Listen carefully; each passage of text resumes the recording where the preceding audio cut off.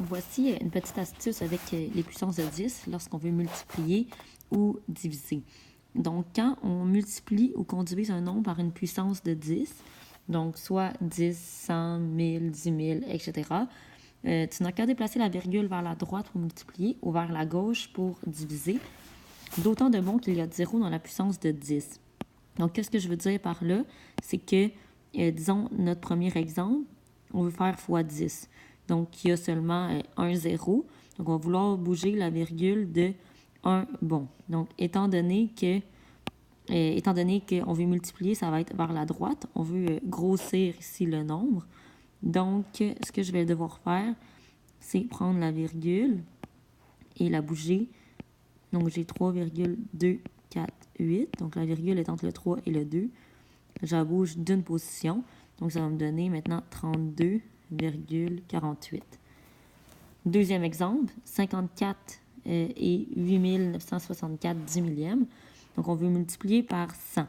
Donc, il y a 2 zéros. Donc, on va vouloir faire 2 bons ici vers la droite, encore une fois, vu qu'on multiplie. Donc, elle passe entre le 4 et le 8, entre le 8 et le 9, et entre le 9 et le 6. Donc, quand je multiplie par 100, ça me donne 5489 et 64 centièmes. Même principe, si je vais avec 1000, il y a 3 zéros. Donc, étant donné qu'il y a 3 zéros, je dois bouger la virgule une fois, deux fois, trois fois vers la droite, étant donné que je multiplie.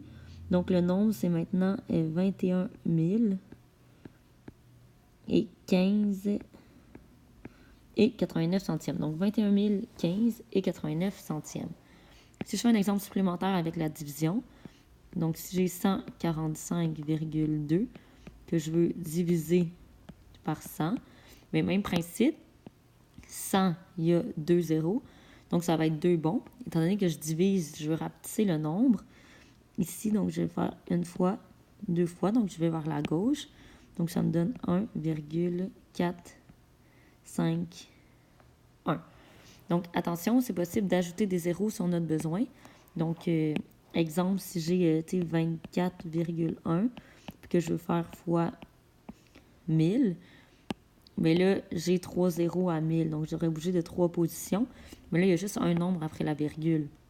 Donc, je peux vraiment dire que 24,1, je peux ajouter autant que 0 que je veux. Puis à la fin, il va juste falloir que je ne les remette pas. Donc, fois 1000, c'est 1, 2, 3.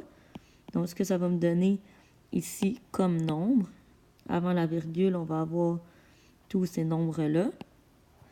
Donc, 24 100. Puis là, il y a juste des zéros, fait qu'on pourrait juste dire 24 100 comme ça. Donc, même principe, je pourrais aussi dire, comme dernier exemple, disons, j'ai 0,05, puis je veux le diviser par 1000. Mais là, encore une fois, je regarde, 1000, il y a 3 zéros. Donc, je divise. Donc, je veux bouger la virgule vers la gauche. Donc, je peux ajouter autant de zéros que je le souhaite avant mon nombre pour avoir de l'espace. Donc, si je bouge de 1, 2, 3, donc la virgule, elle va aller après, ici, entre ces deux zéros-là. Puis je regarde qu'est-ce qu'il y a après la virgule.